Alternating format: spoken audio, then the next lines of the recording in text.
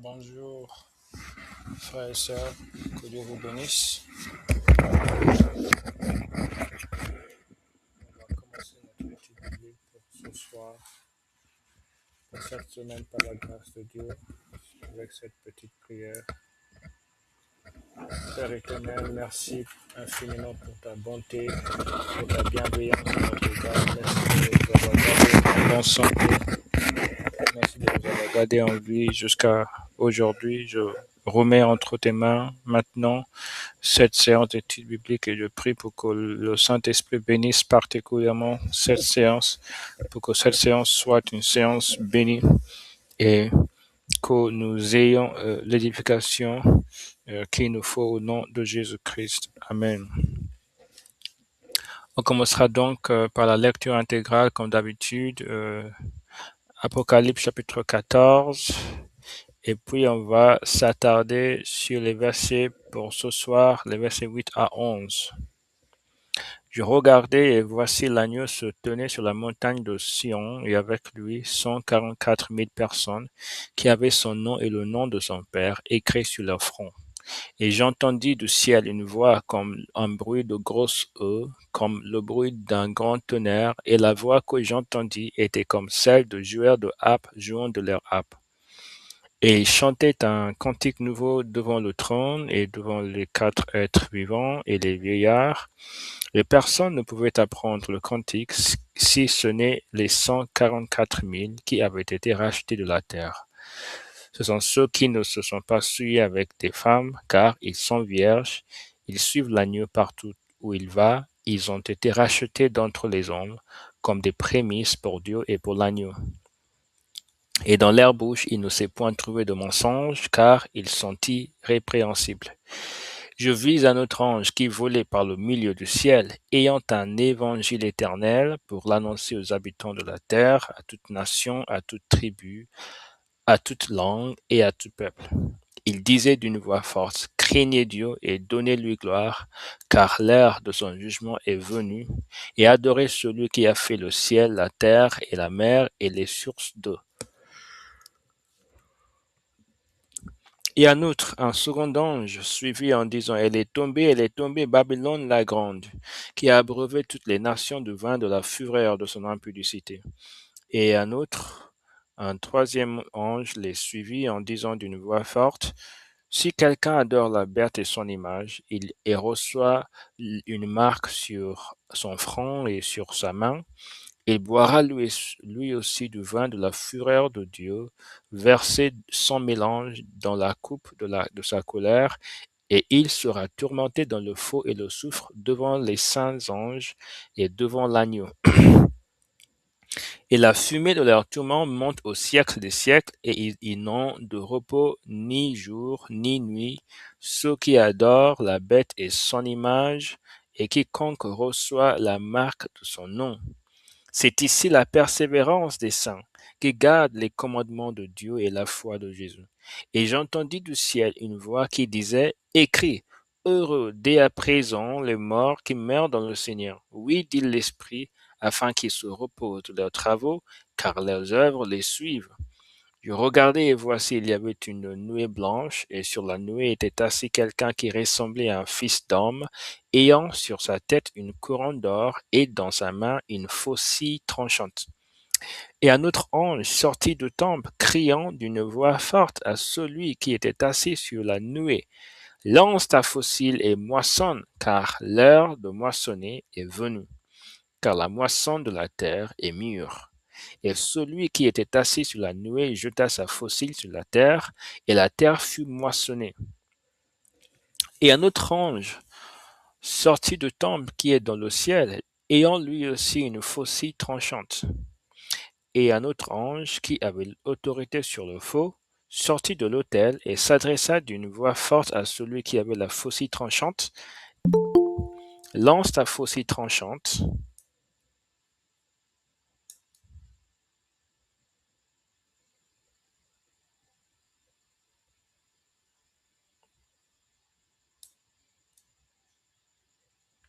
Lance ta faucille tranchante.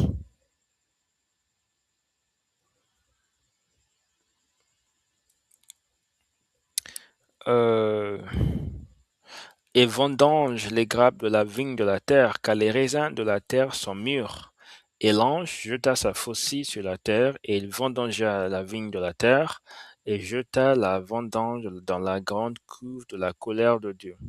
Et la cuve fut foulée hors de la ville, et du sang sortit de la cuve jusqu'aux morts des chevaux sur une étendue de 1600 stades. Pardon. Ok.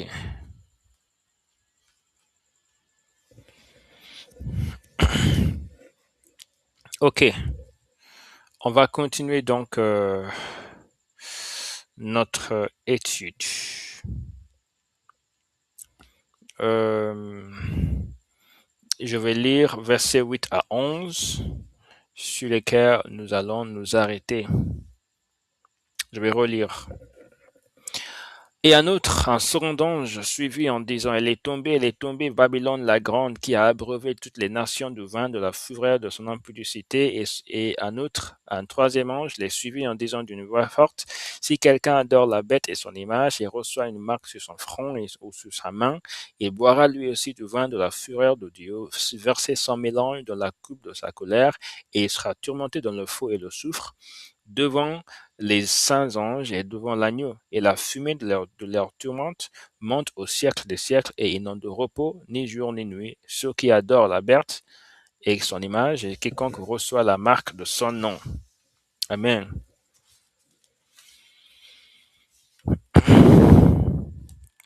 Alors, après l'apparition du premier ange qui a annoncé un évangile éternel, survient un deuxième ange avec une proclamation de jugement sur ce que la Bible appelle Babylone la Grande.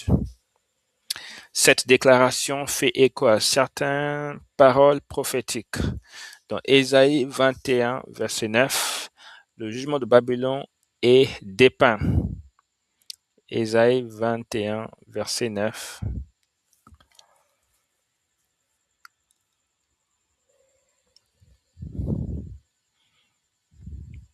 Ésaïe 21.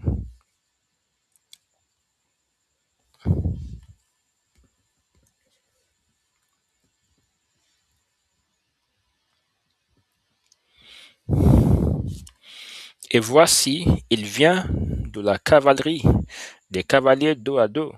Elle prit encore la parole et dit, elle est tombée, Babylone, et toutes les images de ses dieux sont brisées par terre.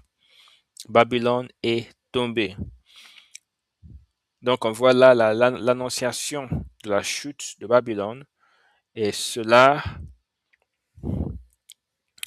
s'accompagne d'une proclamation de jugement contre leurs faux dieux.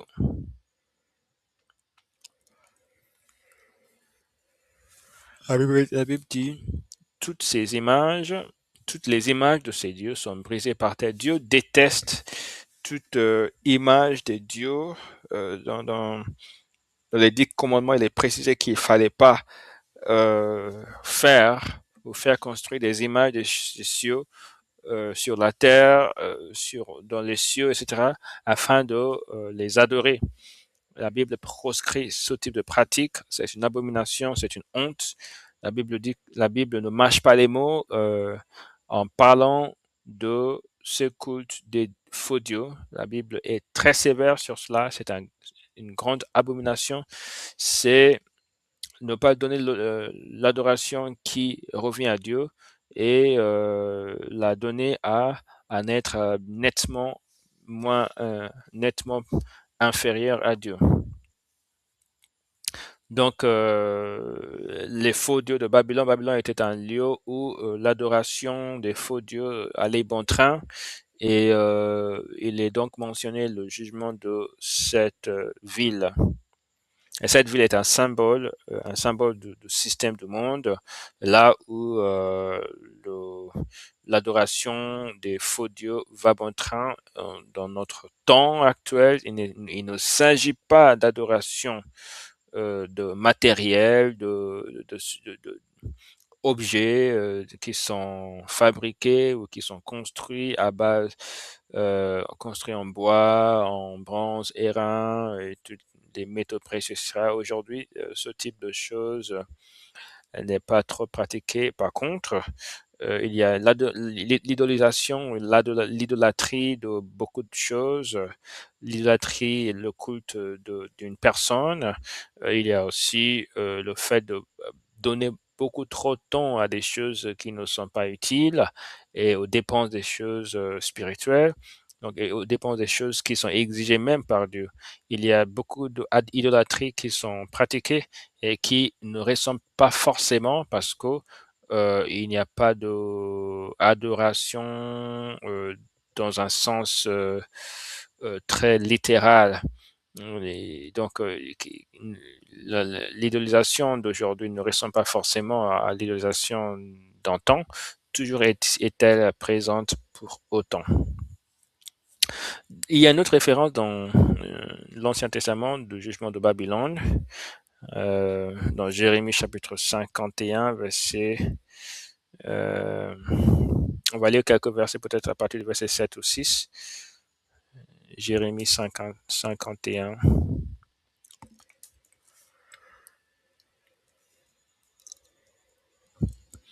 Il est dit, fuyez de Babylone et que chacun sauve sa vie, de peur que vous ne périssiez dans sa ruine, car c'est un temps de vengeance pour l'Éternel, il va lui rendre selon ses œuvres. Babylone était dans la main de l'Éternel, une coupe d'or qui enivrait toute la terre. Les nations ont bu de son vin, c'est pourquoi les nations ont été comme en délire. Donc Babylone, le système du monde, Babylone, le symbole du monde, Babylone, le symbole de la grandeur mondaine, de l'accomplissement et des réalisations du monde. On se rappelle que Nebuchadnezzar avait fait découvrir ces grandes merveilles, les grandes merveilles de son royaume au monde entier, justement pour s'en vanter.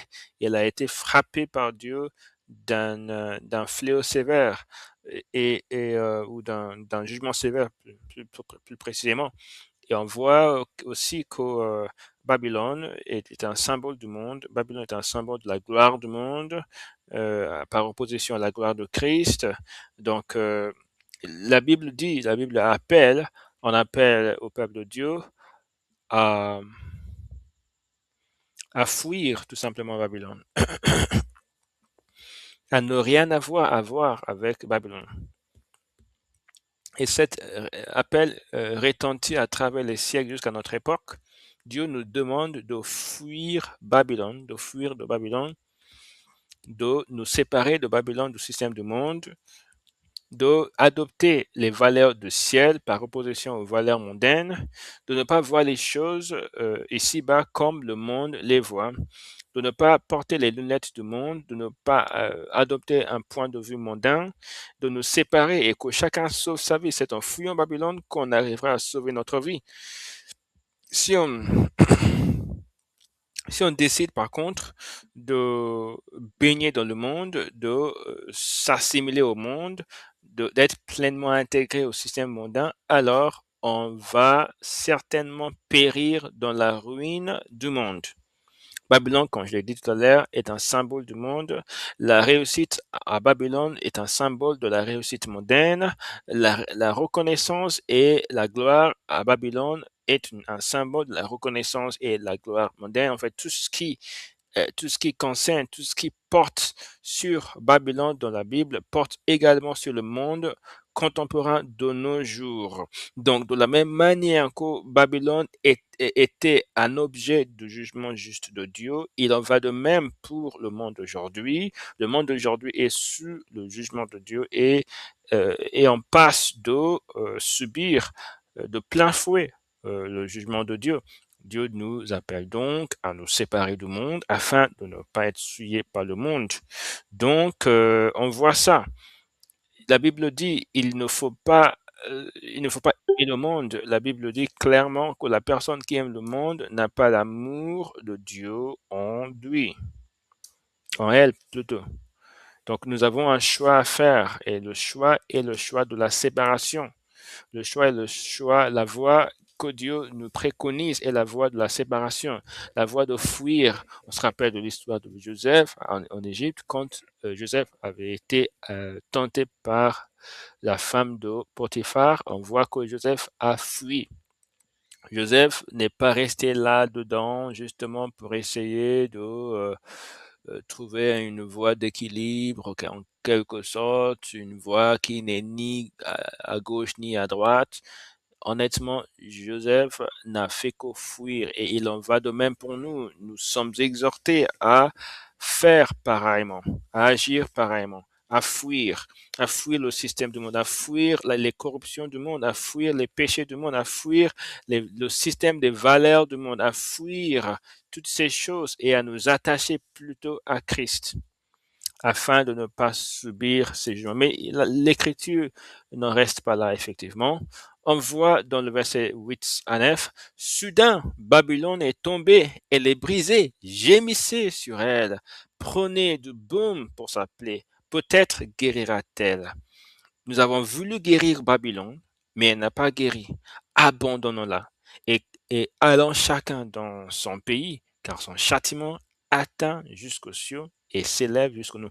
Pour quelle raison Christ est-il venu?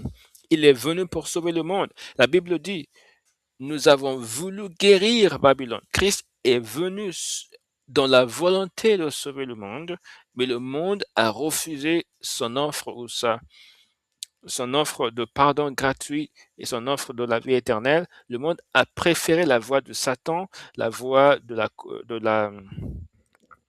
rébellion,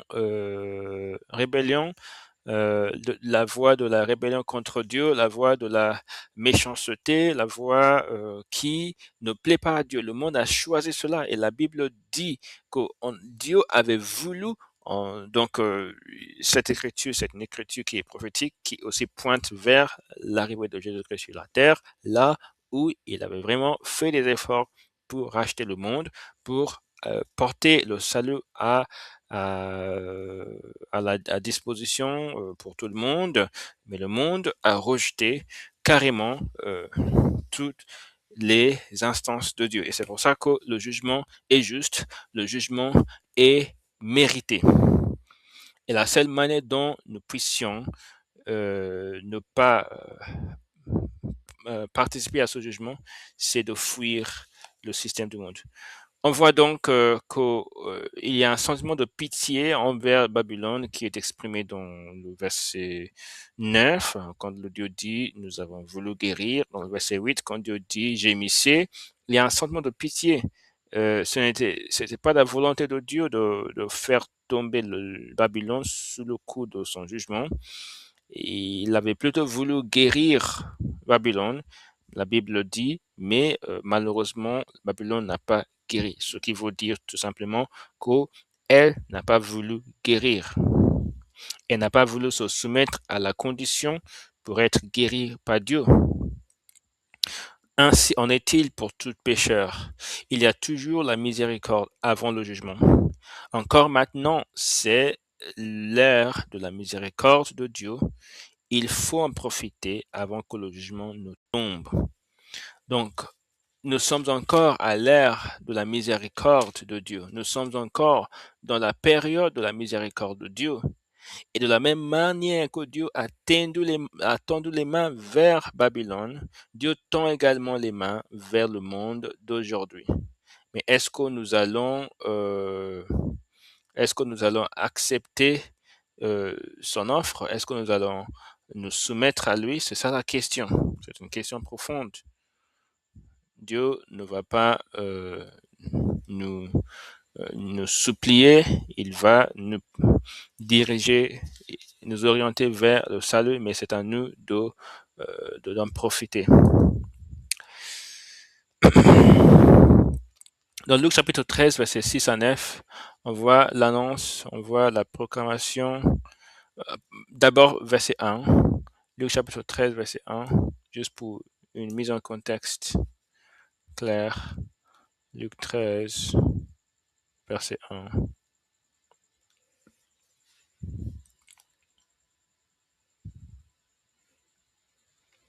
En ce même temps, quelques personnes qui se trouvaient là racontaient à Jésus ce qui était arrivé à des Galiléens dont Pilate avait mêlé le sang avec celui de leur sacrifice. Il leur répondit, croyez-vous que ces Galiléens fussent de plus grands pécheurs que tous les autres Galiléens parce qu'ils ont souffert de la sorte?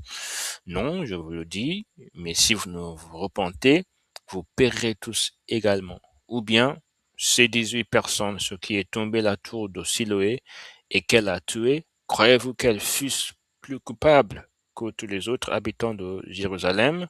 Non, je vous le dis, mais si vous ne vous repentez, vous périrez tous également.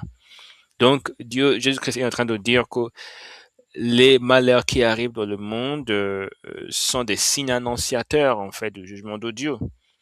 Et il dit qu'il faut tirer parti, il faut tirer la meilleure partie, tirer le meilleur parti des jugements. Il faut, il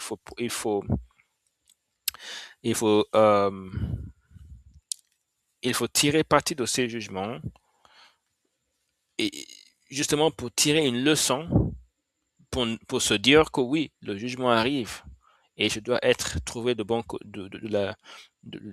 côté, sinon je vais certainement euh, tomber sous le coup du jugement de Dieu. Donc c'est pour ça que Dieu dit, si vous ne vous repentez, vous périrez tous également.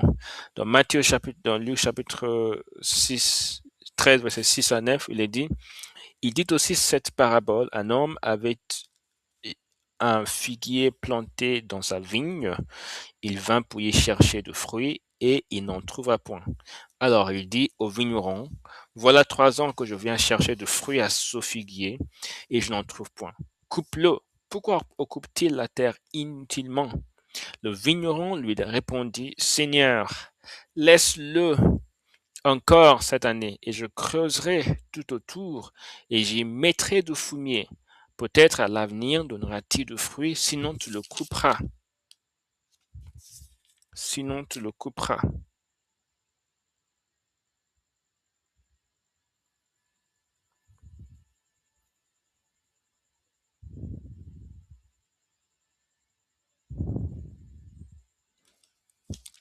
Amen. Juste un moment.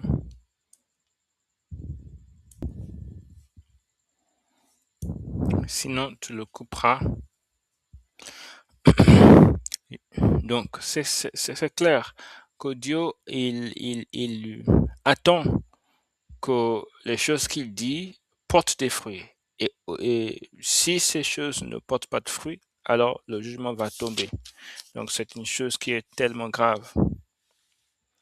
Le jugement atteignit Babylone à cause de son manque de repentance. Mais la bonne nouvelle est que tant que nous sommes encore en vie, nous pouvons profiter de la miséricorde de Dieu pour avoir la vie et c'est-à-dire pour avoir la vie éternelle. Ézéchiel chapitre 18, verset 30 à 32.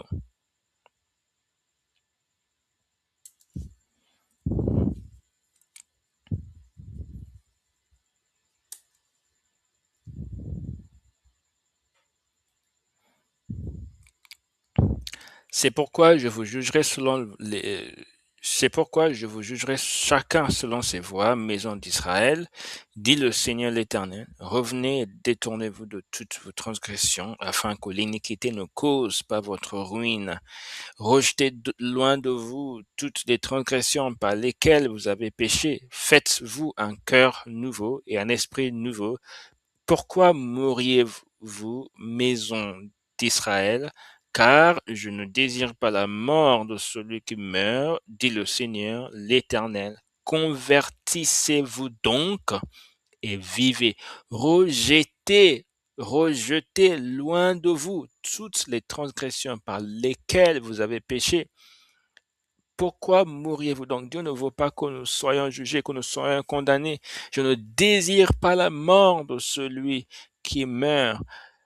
Je vous jugerai selon vos voies, mais revenez, détournez-vous afin que vous ne soyez pas ruinés. On voit l'appel lancé par Dieu au monde pécheur. Dieu ne veut pas qu'on soit détruit.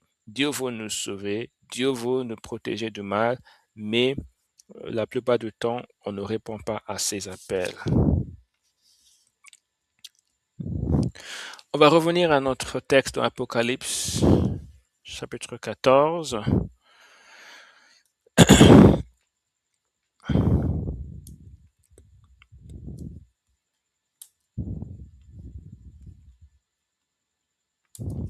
Nous avons lu versets 8 et 9. Maintenant, le verset 10. Il boira aussi, lui aussi, la personne qui reçoit la marque, etc., boira aussi, lui aussi, du vin de la fureur de Dieu, versé sans mélange dans la coupe de sa colère. Il sera tourmenté dans le feu et le soufre devant les anges, devant les saints anges et devant l'agneau.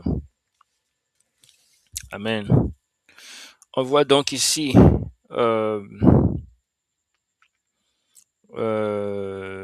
la personne qui adore la bête sera condamnée pour toute l'éternité. La personne qui adore la bête sera condamnée pour toute l'éternité. Il faut vraiment faire attention à cette écriture. La personne qui adore la bête sera condamnée pour toute l'éternité. La personne qui adore la bête sera condamnée pour toute l'éternité. La personne qui adore la bête sera condamnée pour toujours.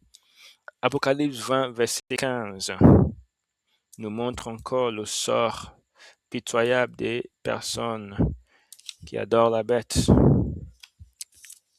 La Bible dit, l'enfer c'est réel.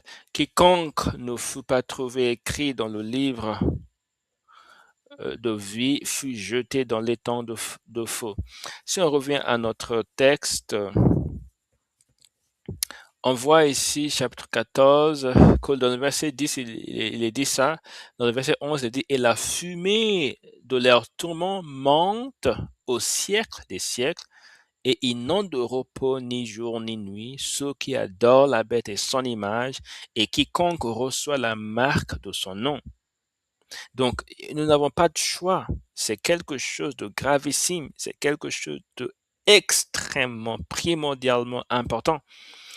Nous devons être du côté de Dieu. Nous devons nous ranger de son côté afin d'éviter un jugement irrémédiable et un tourment éternel dans un feu. La Bible parle de la fumée de leur tourment qui montera au siècle des siècles. Et la Bible dit qu'ils n'ont de repos ni jour ni nuit. Oh, c'est impensable. Ce jugement est vraiment effroyable. Ce jugement est vraiment effroyable au plus haut point. Dans Marc chapitre 9, versets 42 à 48, le jugement dans l'enfer nous est présenté sous une autre image. Mais c'est vrai, c'est littéral, ce n'est pas juste une parole. Matthieu 9, verset 42, il dit, mais si quelqu'un scandalisait un de ces petits qui croient, il vaudrait mieux pour lui qu'on lui mît au cou une grosse main de moulin et qu'on le jetât dans la mer. Si ta main est pour toi une occasion de chute, coupe-la.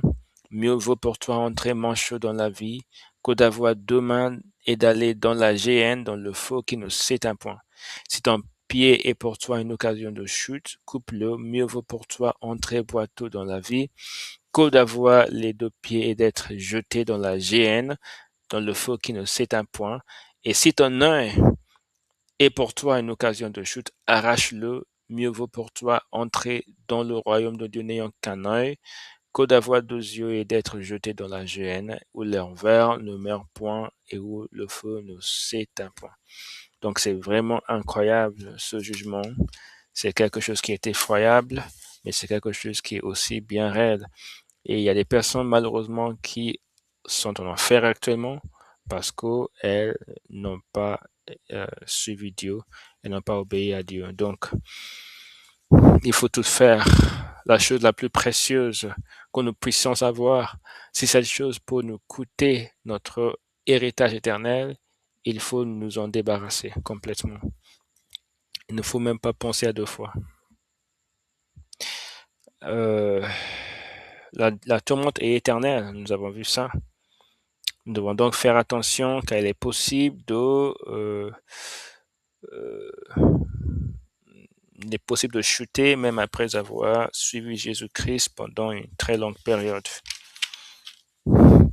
Comment faire donc pour veiller à ne pas finir en enfer? Donc c'est quelque chose qu'on va regarder ensemble. Comment faire pour veiller à ne pas finir en enfer? Première chose, méditer très régulièrement sur les Écritures qui parlent de l'éternité, sur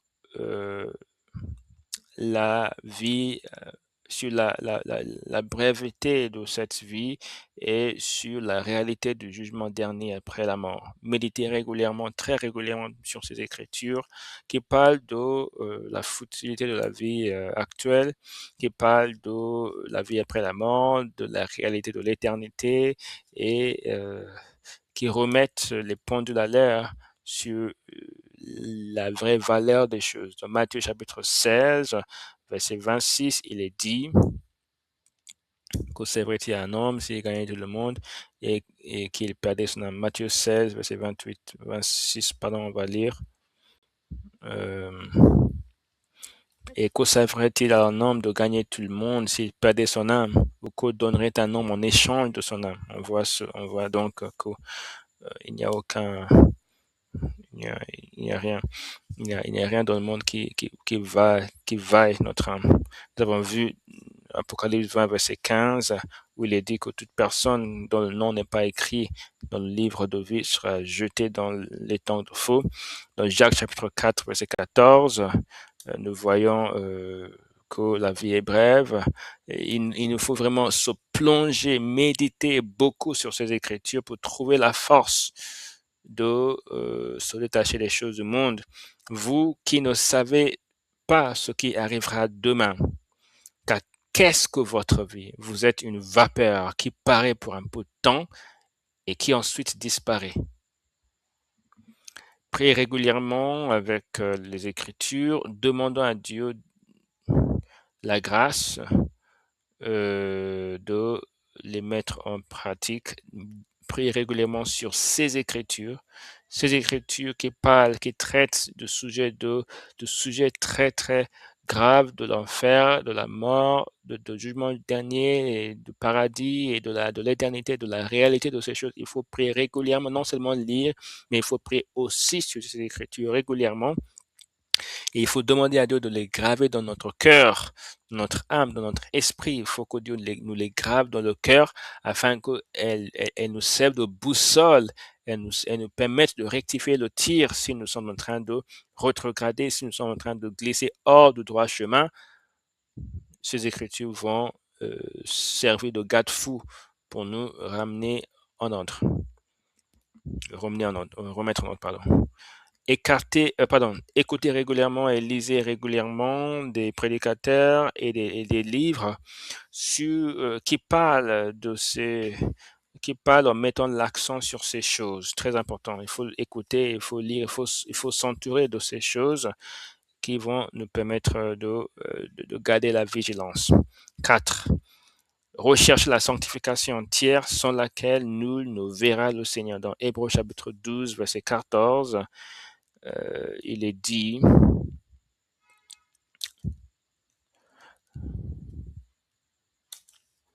Hébreux 12, 14, il est dit, recherchez la paix avec tous et la sanctification sans laquelle personne ne verra le Seigneur. Dans 1 Thessaloniciens chapitre 5, verset 23,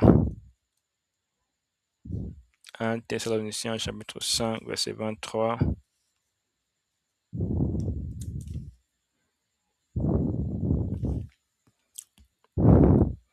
que le Dieu de paix vous sanctifie lui-même tout entier et que tout votre être, l'esprit, l'âme et le corps soient conservés irrépréhensibles lors de l'avènement de notre Seigneur Jésus-Christ. Numéro 5. Demandez toujours à Dieu la grâce de garder pure votre robe spirituelle et la grâce d'être trouvé digne est parfait, ce jour-là, comptez entièrement sur la grâce de Dieu. Numéro 6, lisez régulièrement la Bible et priez régulièrement pour ne jamais perdre votre fraîcheur spirituelle. Et finalement, numéro 7, attachez-vous entièrement à Christ et comptez sur sa grande compassion. Ayez foi que celui qui a commencé la bonne œuvre en vous l'achèvera. Dans 1 Corinthiens chapitre 1, verset 8 à 9. 1 Corinthiens chapitre 1, verset 8 à 9. Il vous affermira jusqu'à la fin, aussi jusqu'à la fin, pour que vous soyez irréprochables au jour de notre Seigneur Jésus-Christ. Dieu est fidèle, lui qui vous a appelé à la communion de son Fils, Jésus-Christ notre Seigneur. Dans Philippiens chapitre 1, verset 6, Philippiens chapitre 1, verset 6, il est dit: je suis persuadé que celui qui a commencé en vous cette bonne œuvre la rendra parfaite pour le jour de Jésus-Christ. Alors, il faut vraiment faire ces choses, il faut compter sur la grâce de Dieu, mais il faut faire des efforts pour vraiment s'entourer, s'environner de ces Écritures, de méditer beaucoup, d'être toujours dans la sobriété, dans la vigilance, dans la surveillance de soi, afin que Dieu nous à vaincre toutes les tentations qui nous guettent et, et à finir par atteindre le ciel au nom de Jésus-Christ. Amen. Que Dieu vous bénisse, frères et sœurs en Christ. Je vais faire la prière de la fin maintenant. Père éternel, je remets entre tes mains cette période d'étude biblique. Je prie pour que le Saint-Esprit bénisse dans le cœur de chacun. Et chaque personne qui va écouter, qui va regarder, je prie pour qu'il y ait une touche du ciel sur notre vie au nom de Jésus-Christ. Amen. Que Dieu vous bénisse.